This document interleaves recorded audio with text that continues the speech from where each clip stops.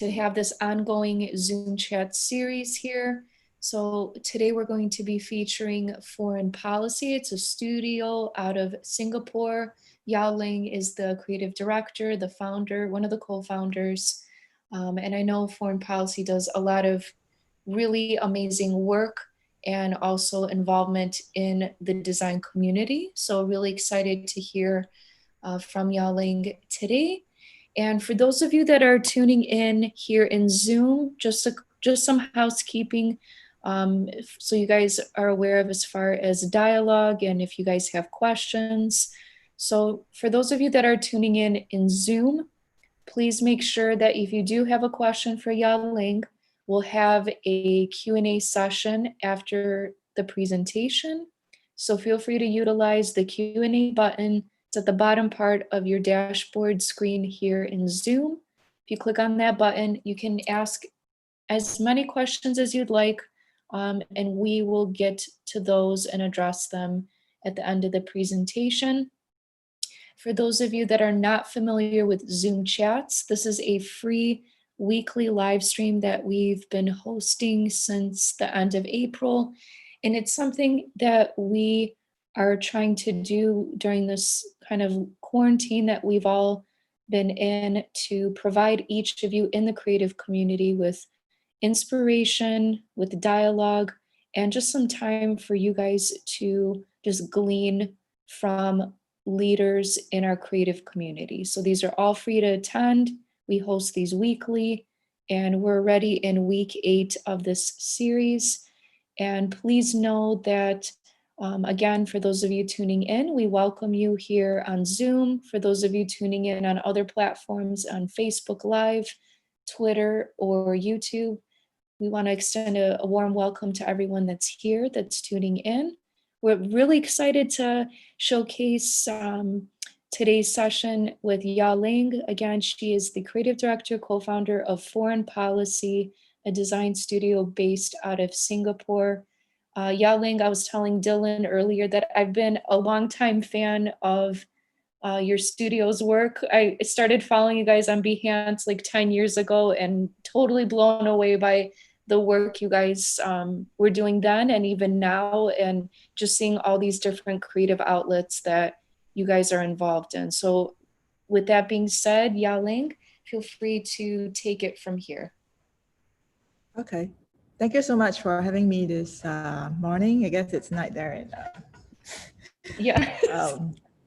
And everywhere else it's a different time zone. I think people are maybe signing in from various places. So I think we have 20 attendees. Maybe we could start. I see a few familiar names, so maybe they've heard me before. Okay, great. But today I'm going to run through like 4 projects really quickly. I think one of the projects has not been published. So today it would take its like maiden stage. Nice. Hopefully, yes. So it will be something new besides hearing me talking about some similar stuff this season, because I was talking on a few different online platforms past I guess 6 weeks. Okay. So I kind of changed that up a little bit so that I also put in some learnings. Hopefully you guys can take away something today. So maybe we should start. Feel free. And Yah-Leng, I also wanted to let the audience know that you're going to be our first guest that's talking to us from the future. Oh yes, we are 12 hours ahead. Yes. So yes, I'm definitely talking to you in the future. Yes. So it's June 2nd where you're at, and it's still June 1st here in our time zone. I know. I was trying to be careful with the announcements because I forgot that it's like, oh, it's night there and it's morning here. But anyways, let's get started. Share my screen.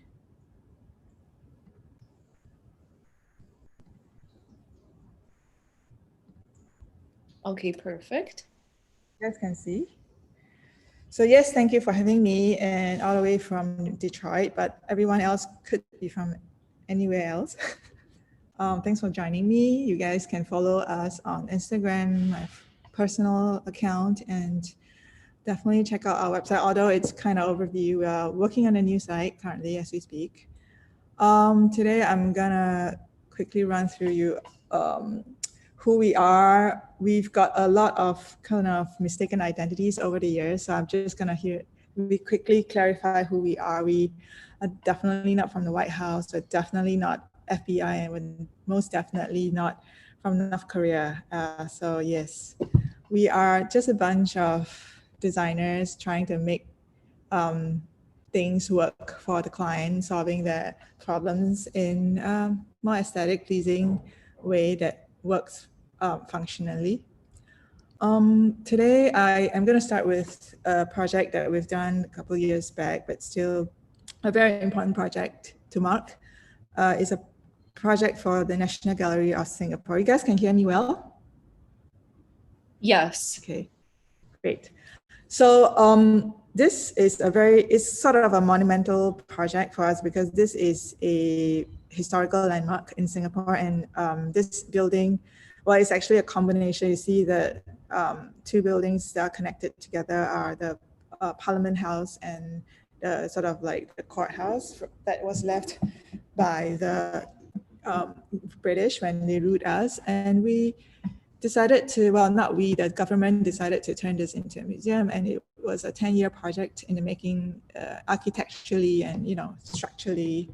And we were really fortunate to be sort of asked to collaborate with them the year before they launched, because in Singapore, museums are in a way very sort of in a very infant stage compared to the Western world. And I think the government is trying to educate the masses, everyone, to, I guess, elevate us into a society where we could appreciate the finer things in life, like arts. And they're encouraging people to go to the museum. And historically, governments, bodies are not the best. I guess they know that they're not the best at running an art and cultural institution, and they've not really done well, especially with like the gift shop and in museum. So this management that took over this museum decided to they want to turn this over. They want to make I guess they want to make sure people come to the museum. So they made different decisions, like they've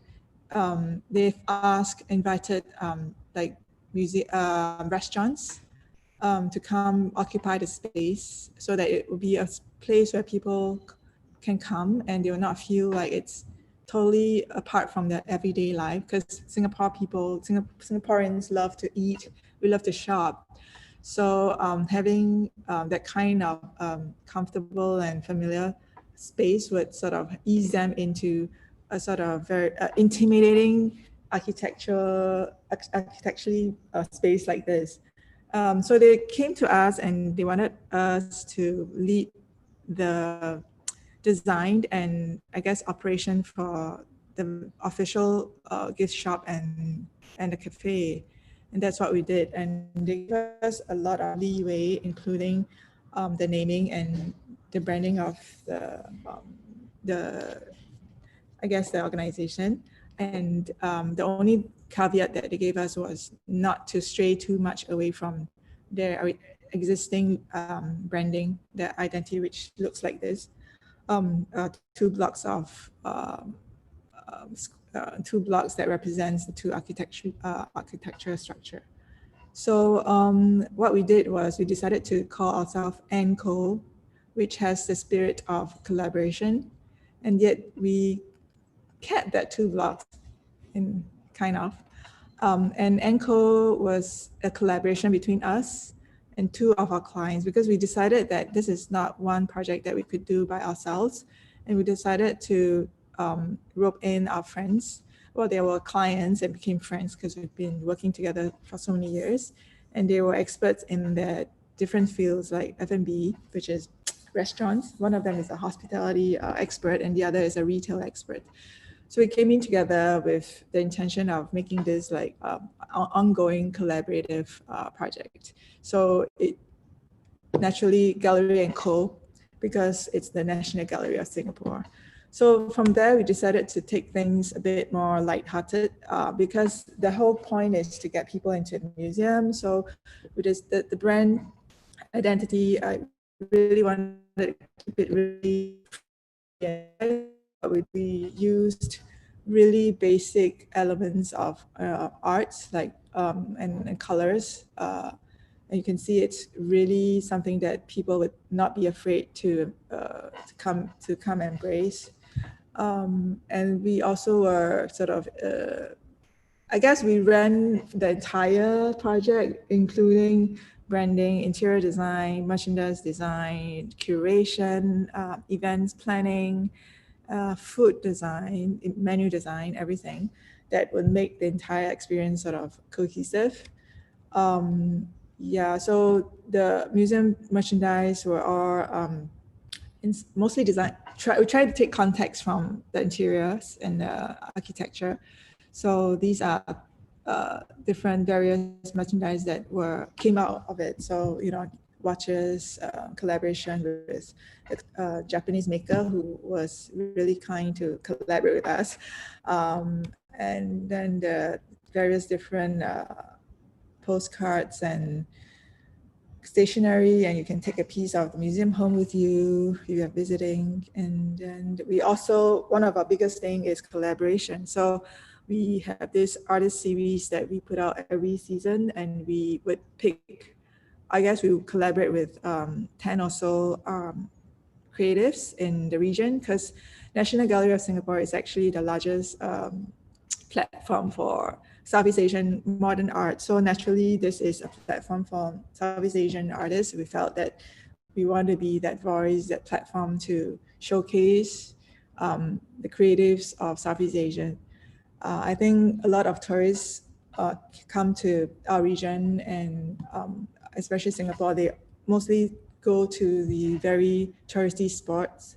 And I think what we want them to take away or to bring home is that we are beyond that, and we have our local creative cultures and I guess products, and we wanted to showcase what our creatives could do for the contemporary life. So these merchandise are done with the various creatives, and a lot of them are, I mean, they always respond to a theme every season. And for example, this is really how they think about Singapore, and that because, I mean, these are just little fun facts about Singaporeans, and they just made it fun. And these are readily, I mean, easily sold out. And then we also had great honor to work with Yayoi Kusama, really famous Japanese artist. She was here exhibiting a large body of works for about 6 months. And we were really excited to work with her and her team on extending her brand and her artwork to merchandise and food, because we run the cafe. So it was really quite fun. The merchandise were really popular, of course, because of her.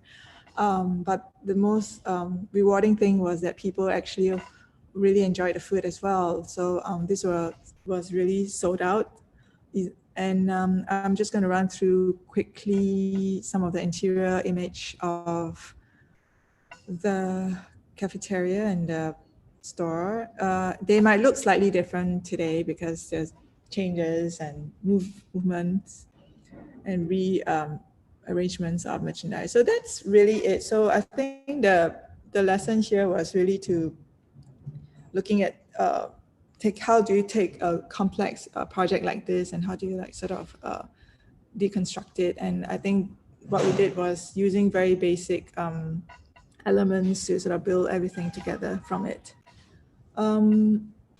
That's that. And the next project that I wanted to share is this Roger and Son, who is a carpenter, and they are actually our neighbors who are just right downstairs from us. They were, I guess, traditionally carpentry is viewed as a very sort of, what's the word for it? Very sort of far away from our lifestyle kind of work. And I think in Singapore, it's not really viewed as, I guess, no one takes them seriously. That's the word for it. And this business was taken over by three sons after their father passed away. And they are really the millennials. And what they wanted to do is to revamp, refreshed, and sort of communicate what carpentry is. And they have very strong values while creating this new, I guess, identity. And this is their first take on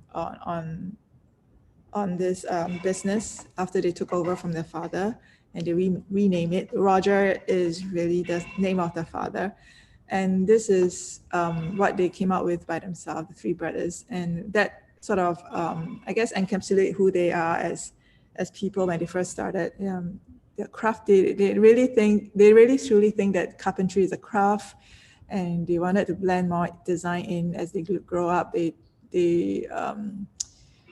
decided to elevate and sort of make the brand a little bit more polished. So this is what we came out with for them.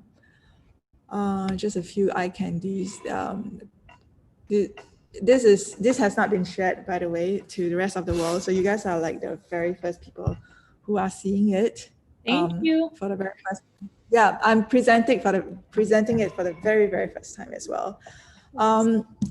Yeah, so the business card, we really wanted to make it less so perfect. So, you know, the edges were meant to be sort of cut off and sort of like sandpapered. And I mean, I think they are really fun people. They call themselves first son, second son, and third son. So we wanted to also embrace that spirit.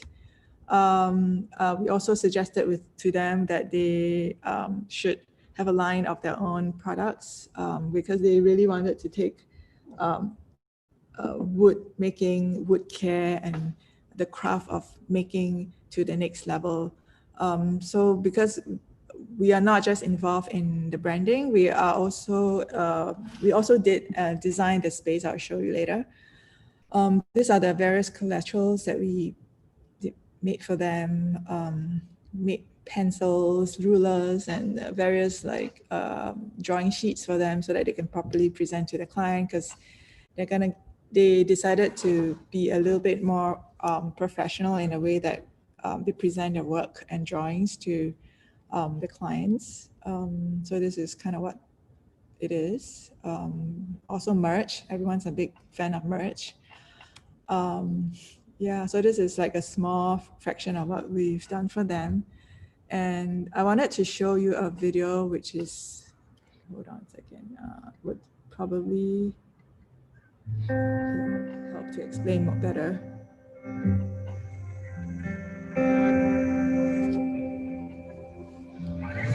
At Roger & Sons, we design and craft furniture and objects using woodworking, industrial design, and product design. We are also a big proponent for sustainability. When we decided to do our rebranding, we wanted to show that we have grown up a bit, because the first time we were branded by ourselves.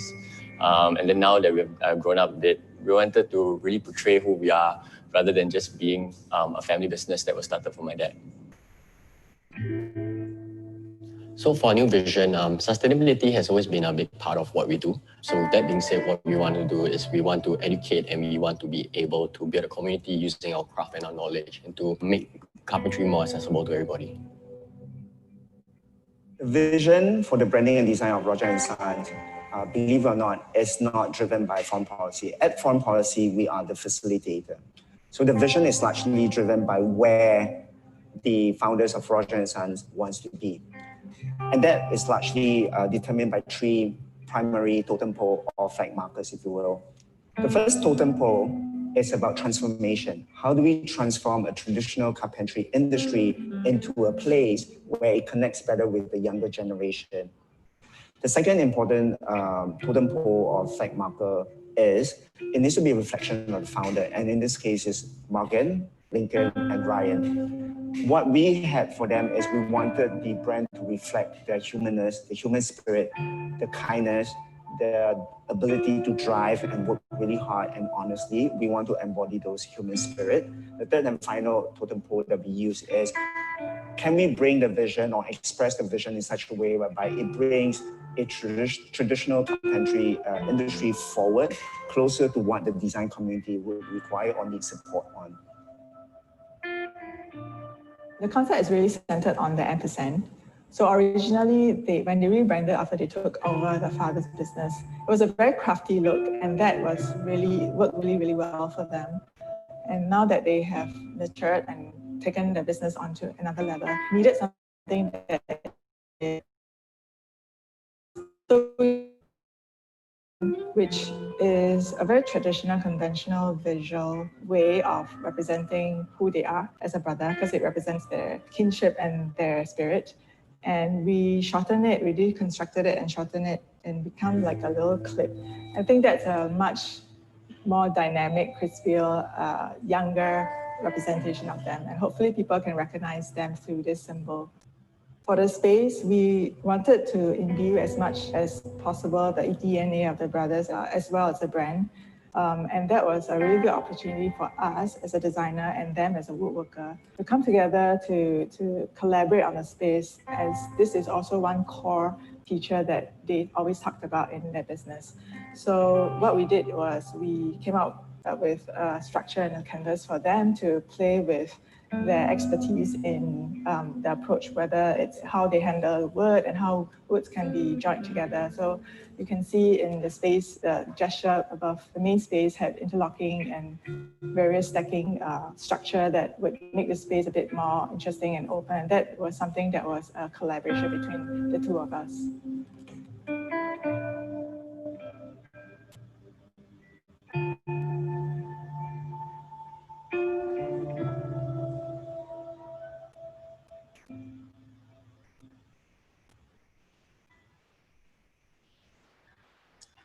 Yep.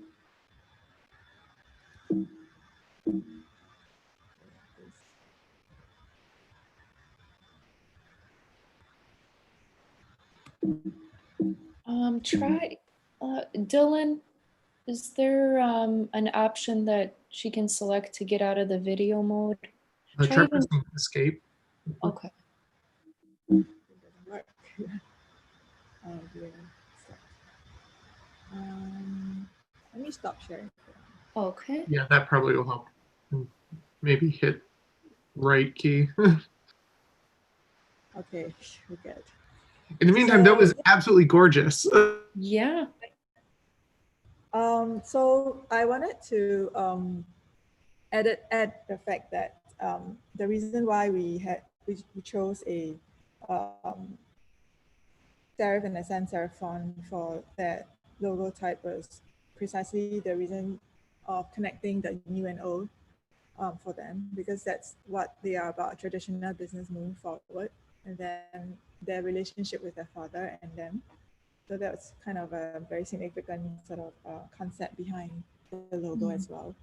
Yeah, really beautifully done. Thank you, the team at work. Share the screen again. So the next project I wanted to share, still the start.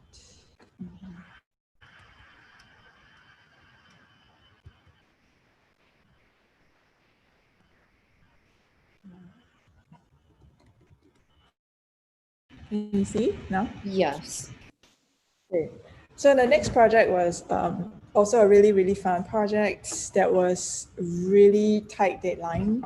It was also a self-initiated project that we did last year for, I guess, as a sort of a celebration moving into the new neighborhood with our new neighbors, and also our intention to sort of bring design and arts and crafts to the neighborhood, because this is a really different neighborhood that we kind of moved from.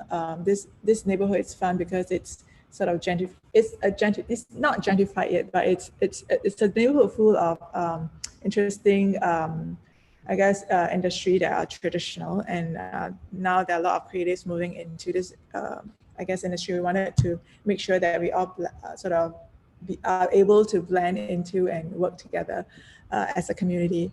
So this project is called Design Pasar, and it's basically a one-day festival. Hopefully you can make it longer next time, maybe this year, I'm not sure. So it was also, we wanted to also coincide the dates with our National Day, because we also wanted to celebrate the fact that Singapore has come so far as a nation, that we have a very vibrant creative community. So Design Pasar is really an inspiration from like the night markets. Pasar means market, and we wanted to do it in a more, I guess, our way.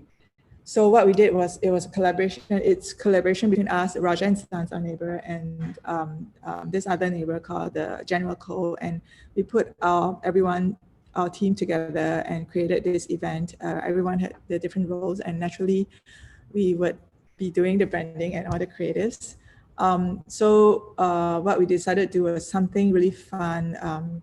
We wanted something that's that would sort of come together in different ways. I guess it could be constructed with elements that's inspired by shapes of things that are found in the neighborhood. So we sort of took them and deconstructed the shapes to something a bit more geometric, and then make it a little bit more fun with different combinations to tell the story of, I guess, Design Pasar. And then we made various, it's a small collection of collaterals, but we needed to make like coupons because it's a festival where you could purchase games, food, drinks, music, tattoos, books, things. And then there was tons of, I guess, assets that we make for the Instagram, because we only actually had a month to make all this and 2 weeks to promote this.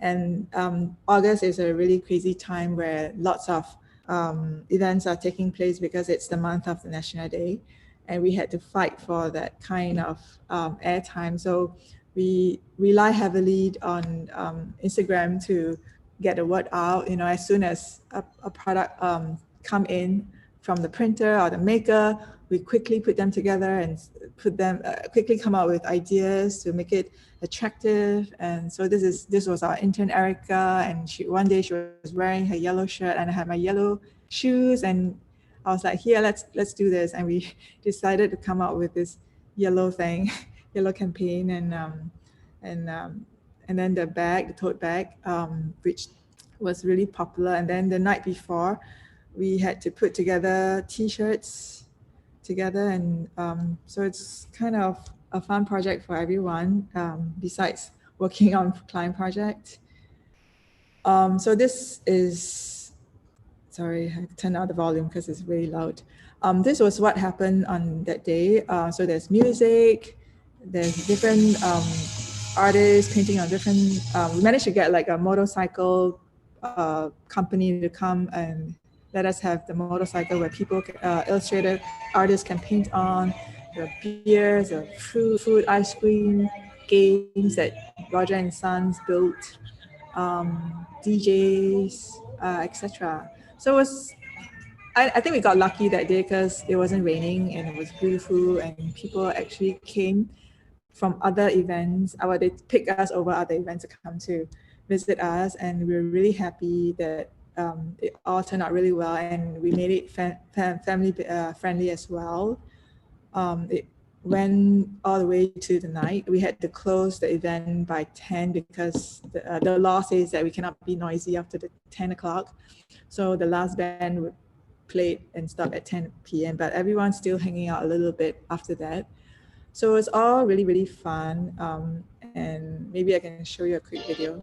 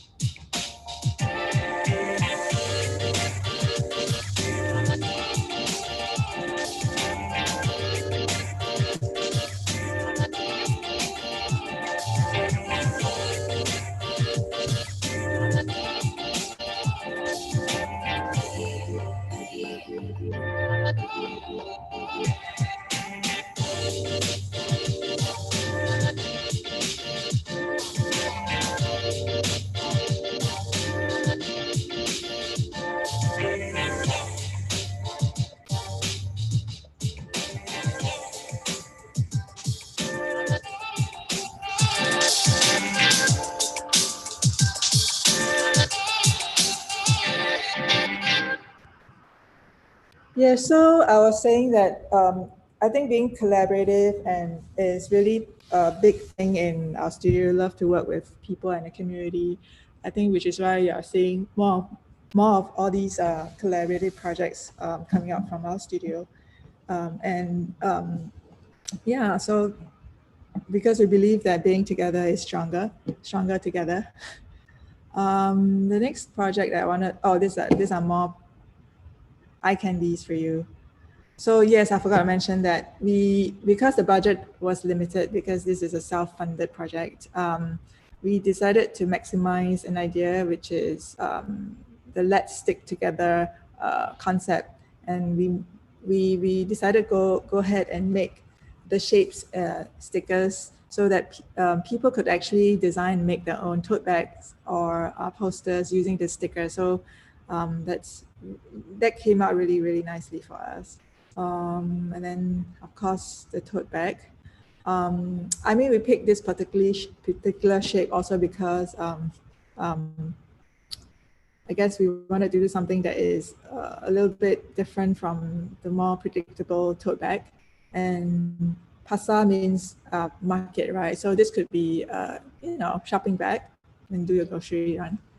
So this, I guess this image is actually flooding the internet right now. So yeah, watch out for it. The next project that I want to quickly go through is the brand guide that we did. I think we launched this 2015, the first edition, and we're working on the second edition right now as we speak. Progress is a little bit slow because of the entire situation, but this is a project I want to talk to because I feel like it's important to communicate the fact that it is also really important to work on your own initiative. This project got us a lot of awards that we didn't expect. I mean, we did not design this book to get awards, so it was kind of interesting for us. So I wanted to talk about how we all came together as a team to make this happen because this was really sort of labor intensive, and this was actually the night before the launch. We had a big party, launch party, and the printer was not able to get the books on time, and they were able to only get us, I think, 200 books the night before. So everyone stayed at the office, and we formed like lines and decided to take time to get this book together. So yeah, we're eating our McDonald's at 11 p.m. for dinner. But it's all fun. I just wanted to show like behind the scenes how these are put together. So everyone has their own sort of station to clip and stick stuff. And then I also wanted to show some behind the scenes how these books are, I guess, formulated, because it's not just a straightforward kind of book. It has various sections that we decided to design differently in its presentation. So we wanted to make sure that the sizes are good, like the pockets. We did different trials, so picky, even with like 5 cm or 1 cm difference, just to make it right. Lots of small mini mock-ups. We love mock-ups. Lots of drawings. Lots of proofreading, checking. Yeah. But it was all fun, you know. And then I'm gonna leave you guys with this.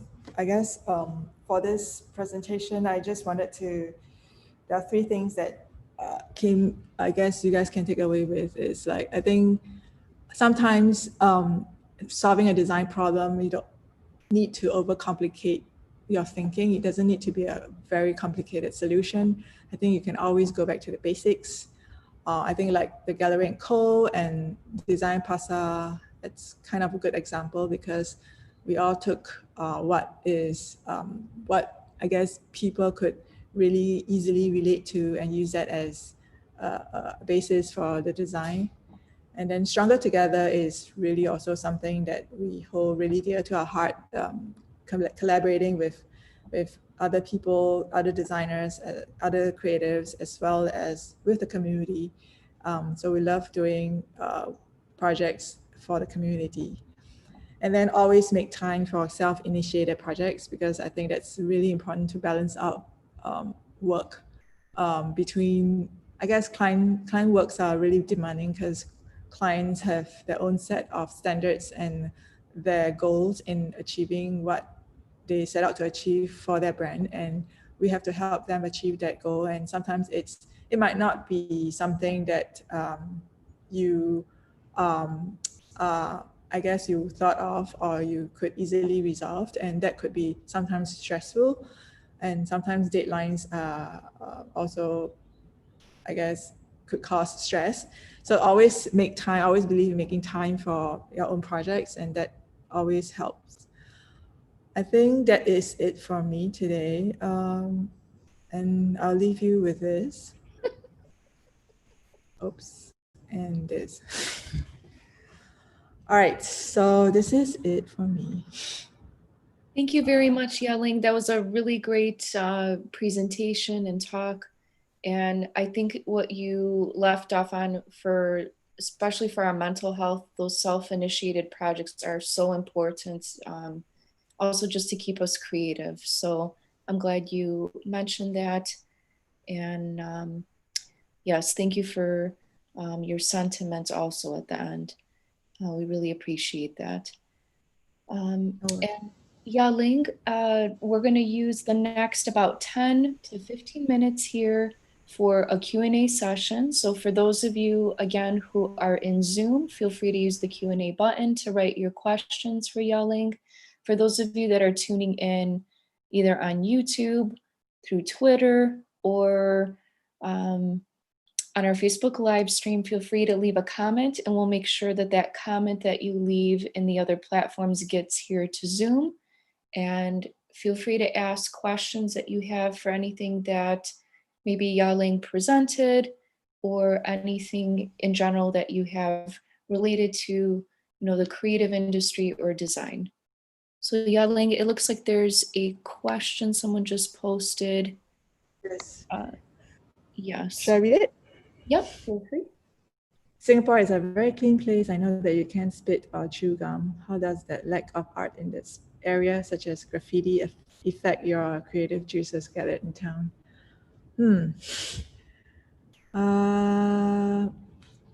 Good question. I think yes. So for many years, Singapore was regarded as the cultural desert, if that's the word for it, creative desert. So nothing creative comes out of the city because we are so clinically clean, and especially in the early days, I think the government and I guess the entire society was just really focused on building this country, making sure it's built right. So a lot of emphasis was also on non-creative, I guess, stuff, like education system was definitely not focused on creative. So of course, graffiti is out of the question. And we had to follow, I guess we had to follow the rules to make sure that we are able to build a first world country. I guess that's kind of the goal for the longest time. I think this would actually trigger a long, huge conversation about why there's no graffiti. Maybe I can, no racism here, but when the British left us, we were left on our own devices, and the leader who took us forward was Mr. Lee Kuan Yew, and he's a great leader, and I really respected him for doing what he did by banning chewing gum. I think there has a lot of flakes coming from it, but I understood why, and no spitting. You have to flush your toilets after you're done. You have to do this, you have to do that, no littering. I know exactly why, because during that time, Singapore was really unruly, and everyone needed a leader to set them in place. And I'm sorry to say, but we really needed it. And in order to get us there, those rules were in place for a reason. And today we are clean because we respect hygiene standards because we were forced through the education system. So now it's really the next step forward, which is why the government has been really encouraging and supportive in building the next level. So no longer we are just focusing on like the financial or engineering or legal system of the country, but then now it's the next step of taking towards the softer side of society, which is arts, culture, liberal arts, creative. So I think they're just taking shapes, taking steps. I'm quite hopeful and still quite confident, and I think it might have impeded our creativity maybe, but now going forward, I see a flourishing and vibrant creative scene. So I think that's a good step forward. Okay, I hope that I've answered that. We've got one question here from Shimi Sukanda on Facebook, who asks, can you expand on going back to basics? Okay, so I think sometimes when you're trying to develop a concept or a direction for a brand project, especially, sometimes you think, you research a lot, you think through a lot, and sometimes it could come off as overly complicated. Like, let's do this and let's take a story from poet. I mean, that's all good, but I think in context, we always look at who the end audience are. I think in these two projects, especially the museum project, the audience were really the masses. We were trying to encourage people to not to be afraid, but to step into the museum and to view art, because for them, they think that museum and art are for artists and art-related people, but it's not. Art is for everyone, and we really wanted to make sure that people get that. So when we say back to basic, it's really looking at what these people would be able to relate to, and usually it's the basic stuff, like things that they would know, and not the things that, not the knowledge that we designers might know, or people of the arts sector would know. Like, we don't need to throw that all these advanced terminology at them. So we should always look at the end users and what they could relate to, and usually they are just very basic stuff, and how we can make that work is use them. I don't know if that answers that question, but that's kind of how I approached. Thank you. Should I answer the rest of the question? Yes. I'll do that. Let's see. Okay, someone asked about, have any clients ever asked you to guarantee a longevity of a brand? If so, how do you handle it? So, good question. Yes, they do sometimes, but we always explain to them about cycles, and also about how mindsets, society, and many factors were changed, and they should always keep an open mind to make sure that we actually have a brand that's built for at least 5 to 10 years, and maybe even during that time things might change and they might need to tweak their brand a little bit. But longevity, sometimes, yes, it's always brought up, and I think it's kind of impossible to guarantee a lifelong longevity. Even like Coca-Cola went through so many generations of logo changes, Nike. So I think it's quite impossible to have that, and we've actually cited all these examples for them, and they do understand. I think clients today are more sophisticated than before, and once you explain it to them, they get it, they understand. Yeah, so I think that's probably how I handle. I always talk to them, educate them. The next question is, how do you manage to set aside time to do a self-initiated project when you're busy with client project? Really good question. Yes, so this is also something that we always struggle with. Like the brand guide that I showed you took us a year or maybe a little bit more to complete. But in reality, when we sat down to design it, it was only like a week. But what took us the longest was also gathering the interviews and writing and all that things that all that stuff that we needed to rely on someone else. But design-wise, I know that it took us a year because we were busy with client work, and I think one day I decided to put my foot down and said, "Hey guys, we really have to launch it this year." And that was, I remember that was like the beginning of the year, and that was March that year, and we decided to we call it a lockdown, and we locked ourselves in, 3 of us in a room for the next 3 days, banging the design out. And I think that was how it got done. And of course, we needed the rest of the time to proofread and make sure things are done. I guess the content are correct. But it's difficult because self-initiated projects are not paid, right? So a paying project always takes precedence because you, as a business owner, in reality bites, right? You have to make sure that you keep your studio alive, and the client project is really important because they're paying us, and we are also able to help them with to make the brand better. And I think that always takes precedence. I think it's a lot of passion as well as time management on our end to get the self-initiated work done. I think whoever who wanted to be on the team of self-initiated project has to be the designers who want to work over time, to work weekends, to put in extra time, extra effort, extra passion for it.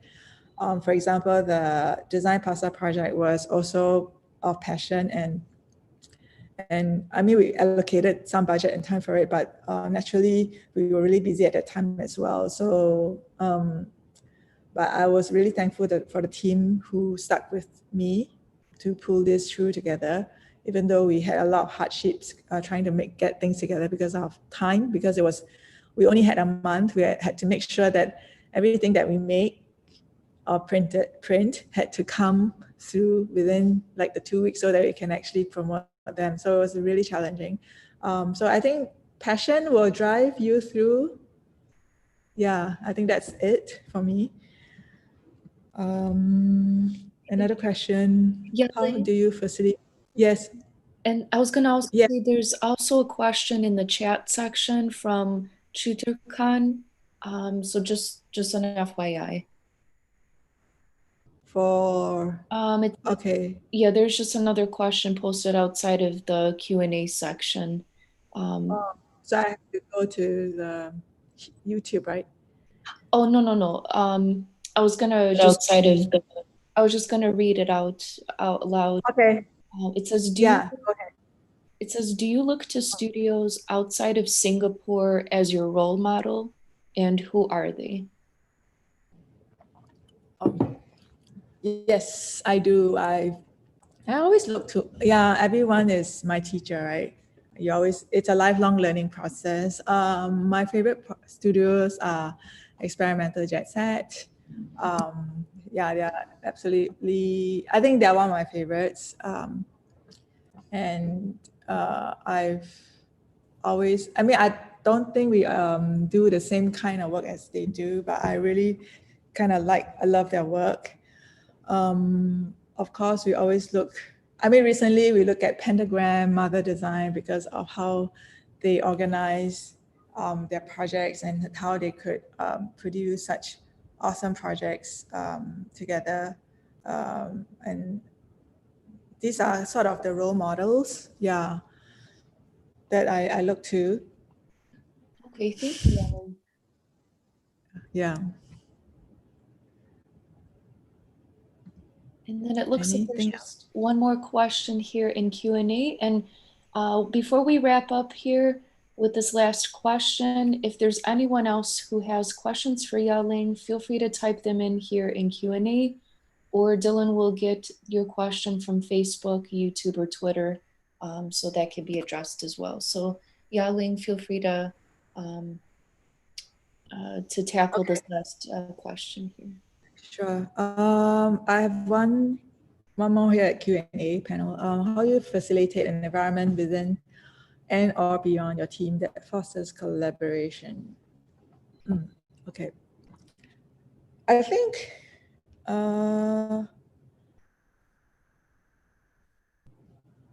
it's very natural thing for me to do. So sometimes I meet designers, or I think Singapore is especially a very small community, and everyone knows one another. And when sometimes you're together chatting, or having a beer, you ideas come, and you always somebody will always say, oh, why don't we do this together? And then you'll be like, oh yeah, let's do it. It's very spontaneous.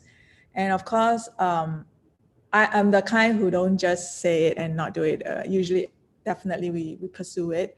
I think Design Plaza was one of a really great example when three of us came together for a quick meal or beer, because we were always working together, and we knew that when we moved into this building together, actually three of us, and we wanted to actually make sure that this entire building is filled with creative people.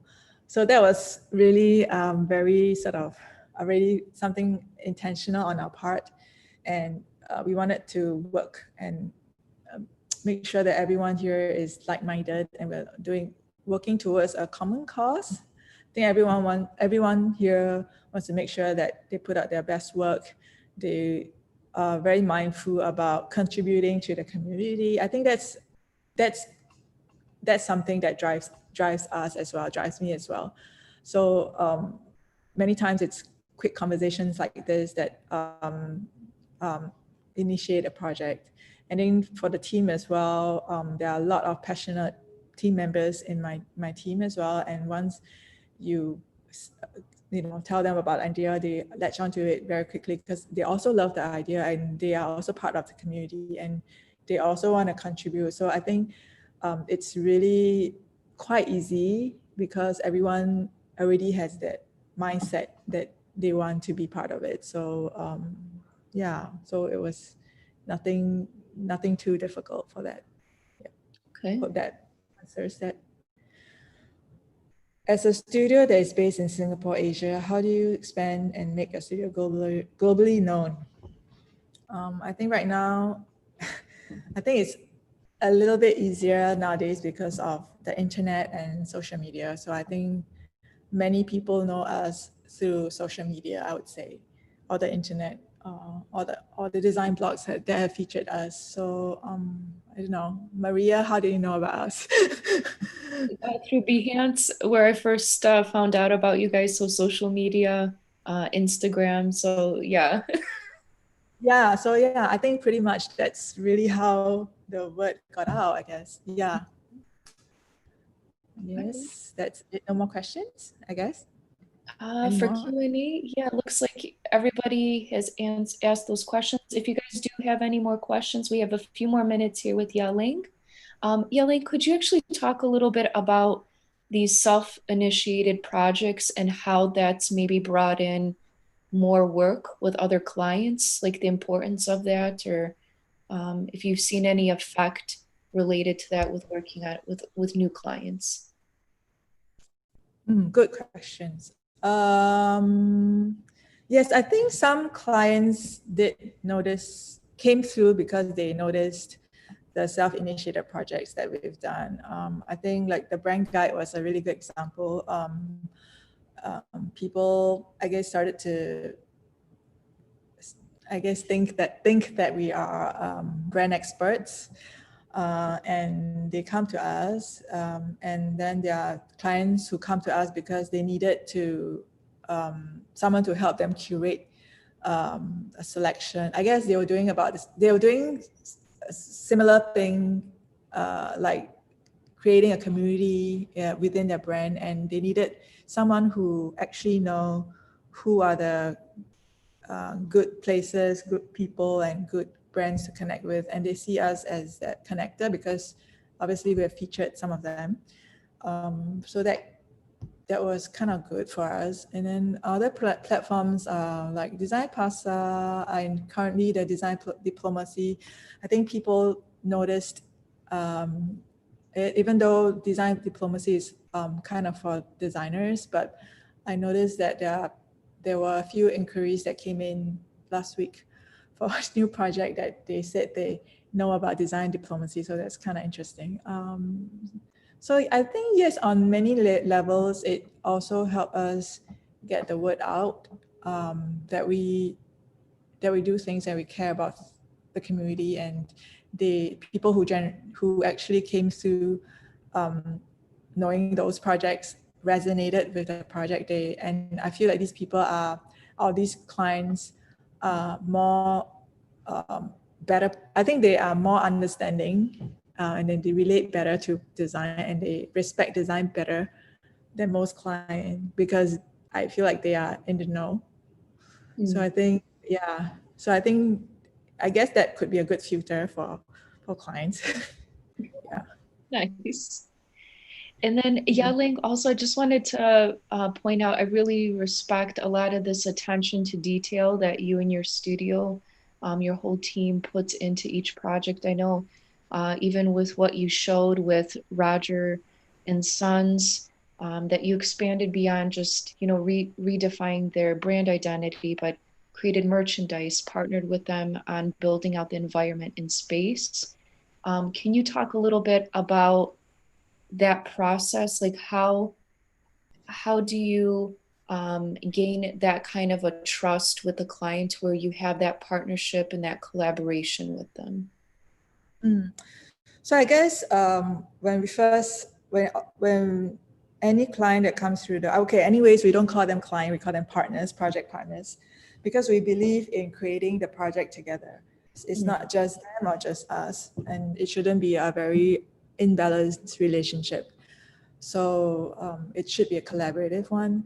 And how do we get them to say yes to what we propose? First of all, they are already the partners that we want to work with, because when they came through our door, they really wanted us to give them our perspective and give them our suggestion on how they could make things better for them, right? So they're already ready to listen, ready to be guided, ready to be directed. And I think that was good because they came with an open mind. And these are the clients that we love to work with. And many times we work with such clients. And if they are just looking for a logo or a menu or a business card, it's very difficult. And then these are clients that we might not be interested to work with, or we point them to a freelancer or someone else. We are always interested in project partners who are here and sincerely they want us to help them with elevating their brand. So that's really one thing that we check off when we sign on a project partner. So that it's already a criteria. And then when the project progresses, maybe they only wanted, say, branding, then we had to, and then we know that they're going to do an interior. We definitely talk to them about, hey, who's working on interior and blah blah blah, because at the end of the day, you want them to have a very cohesive and unified brand experience for their audience, their customers, right? It's really not just for them. So if you had two different designers working on, I guess, two different briefs, then it's gonna make it really difficult. So we always persuade them. I will talk to them like, if you want, we can work on it, or our friends can work on it. At least we're working on the same sort of path and direction and goals. usually they would listen to us, and then when you go through the brand, say the brand collaterals, and you realize that I think most of the time people would, I'll need this, is a laundry list of things that we need. But then it's sometimes really hard to to nail down the exact things that you really, really need, because as you progress through the brand research, and you realize that they are much more than that list of laundry list. So what we do is we will come up with ideas, and then we'll tell them, hey, why don't you do this, and make suggestion. And if they are open, they would definitely take it. And most of our client whose project that you probably have seen on our site are people who listen to us, who are collaborative, that we really love working with, because they are willing to listen to us, I guess, let us guide them. And very open-minded. They know what's good, and the best clients are the ones who actually pushed us. When we suggest something, they would say, oh, how about this? And then you just make the project better. So I think that's it, Okay, thank you, Yah-Leng. And then it looks like there's just one more question. And then there was a comment here from Amanda Luque. She says, hello from La Paz, Bolivia. She wanted to thank you so much for all that you are giving to the community. She says, you have inspired me to work on self-initiated or self-projects related to education access. Thank you for design diplomacy too. Such an experience to know the amazing work of designers. Thank you so much. Thank you. I also actually have a question from Facebook. Shimi Sikand also adds, would you say self-promotional work and self-initiated is the direction or is the focus of self-initiating about the community, or working within the community in a collaborative sense? So is it important to you? I think for us, I think every time when we do a self-initiated project, it was mostly about the idea that drives us, and we don't really think about self-promotion. It will definitely happen, we know that, but usually it's the idea of doing that project really makes us excited and passionate about it, and then things will just fall together. So many times it's really for the community, and for example, the design diplomacy was really a platform that we really want to make during this time, for people to get to know the Asian designers, and then the grad show and tell was actually an idea from one of my designers, Dandy, because we realized that the students are not going to graduate or have their degree show, and why don't we do something for them? So it's really, really out of helping, contributing, and then of course the self-promotional part will fall. I mean, it will self-promote us, because this has to be promoted to help people, right? So I think, but that's kind of secondary. For us, it's really contributing and helping the community and being part of it and driving a better community. Yeah. Okay, thank you. And then Yah-Leng, I know we're already at time, but if you want, there are two more questions if you'd like to address them. Okay, let me see. As the creative scene in Singapore continues to expand and circuit breaker, wow, what's your ambition and future for the studio? Okay. Okay, so Singapore, we call it circuit breaker, which is actually like a lockdown. It's ended today. Well, yesterday ended. So today, it's like the phase 1 of the exit from circuit breaker. But that doesn't mean that we can still come together and have events. So for us, we're still hopeful. I think the future but I guess we just talked about it last night with the team about ambitions and future of the studio, kind of. I think, for example, design diplomacy, we got so much great feedback that we are really hopeful that one day this could be a real platform, physical platform as well, for people to actually come together, and we're really excited about that. And then same for the grad show and tell. There are already organizations reaching out to us, willing to give us space to have a physical space for the exhibitions, for the work that we are going to feature for the students. So I think that's really, really exciting as well.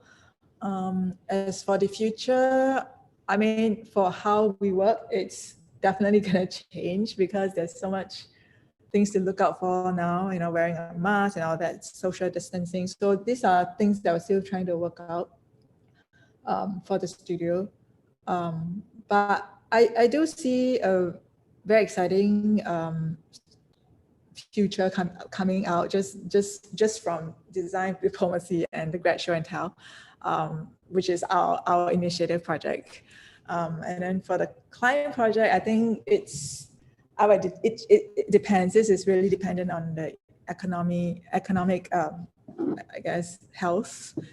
We're just going to be more positive and brace for the worst, or get ready for, I don't know, the flood of projects. So we're just gonna hang in there. But in the meantime, we're just gonna be involved in the community projects. Yes. Okay, thank you. Yeah. And what's your thought for the role of an illustrator in branding? Illustrator is on a high demand in branding work. Someone asked. Yes, not really actually. I think you can. Not all branding work needs illustration, so I wouldn't say it's on high demand. But illustrator would be high in demand in various other design work. I think the need for illustration really depends on the context and the need of the project as well. So I see a lot of, I guess, publications and are using a lot of illustration as well. So that could be an area that you want to look at. Yep.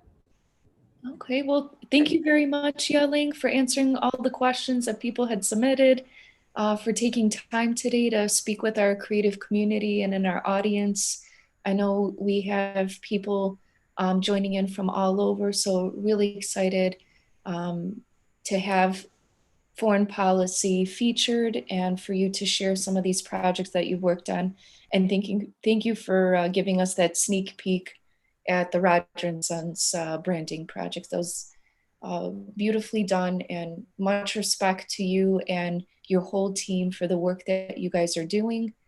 I know there was somebody here from Design Diplomacy. They shared a link that there is a graduate show to submit work until June 30th. So for those of you who are in attendance, there's a link that Dandy had posted here in chat. So just copy that over, follow Design Diplomacy, and take a look at that submission link so you can submit your work. And with that being said, thank you very much, Yah-Leng. Thank you to everybody who's shown up today on Zoom, YouTube, Twitter, Facebook, whatever platform you're watching this. We hope that you were inspired by what Yah-Leng shared today from foreign policy and what her and her amazing team are doing. Much respect to your work and what you're doing for the creative community. You have a large fan base all around the world, so keep up the amazing work, because it's really great to see what you and your team are doing. Thank you so much for having me. I hope I made sense. I didn't have a lot of sleep last night, so I was like bubbling. But anyway. Yeah, thank you.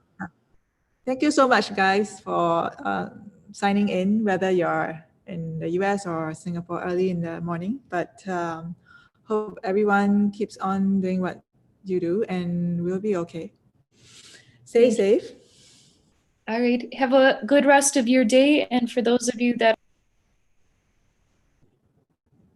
Oh, we lost Maria, but Thank you, everyone. Please follow us for more talks coming up. Thanks a ton, Yah-Leng. Thanks, Ian.